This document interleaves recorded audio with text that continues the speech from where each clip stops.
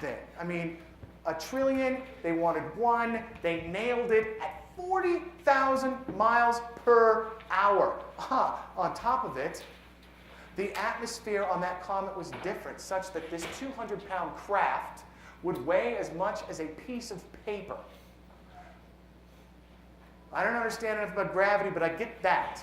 A thing the size of a washing machine, but in that atmosphere, weighs as much as an origami swan. Now, if you bounce and drift off after 10 years of waiting for this chance, holy crap, what a letdown that is.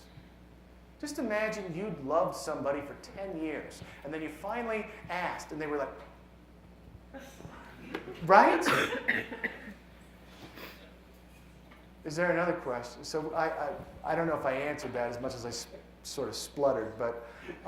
you promised us another poem, didn't you? I did. It's one called Link's Music. It's very short. So if there's one last question, or if somebody wants to make a comment, or take my absolute statements earlier, to the woodshed, go for it.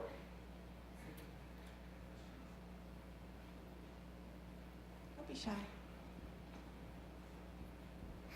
So, like, recently in our culture now, you have the people fighting more for the sciences and pushing out the arts.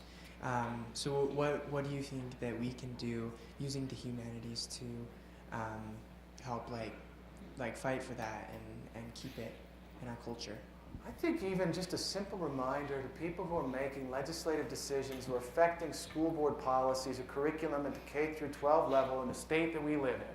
If you just remind them that, hey man, don't your kids, because most of them will have kids, or were kids once themselves and will recollect far enough back to know this is true.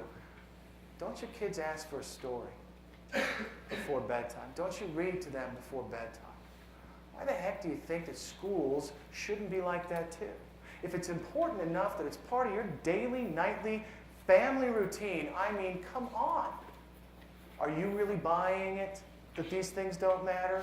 Then why are you imposing it knowing nothing and in spite of people who advocate knowing something to remove such chances?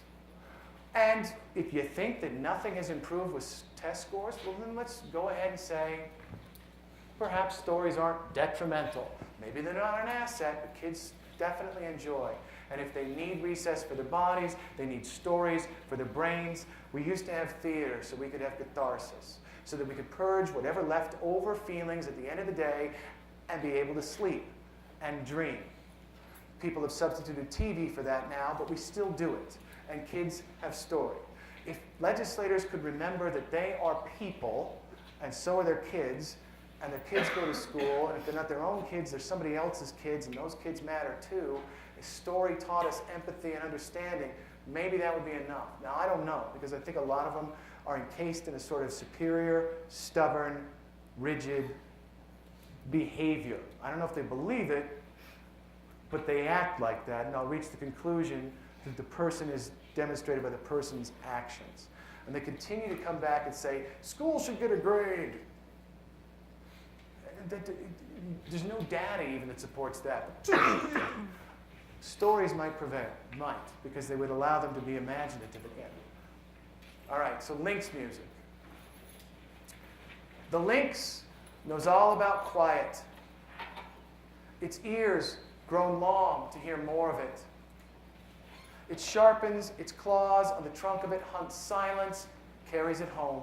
And its paws ghost over snowdrifts, and lakes are asleep under ice sheets.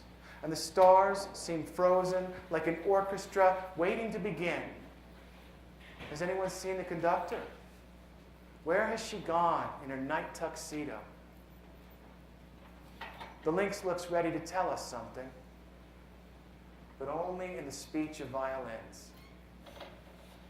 Thanks.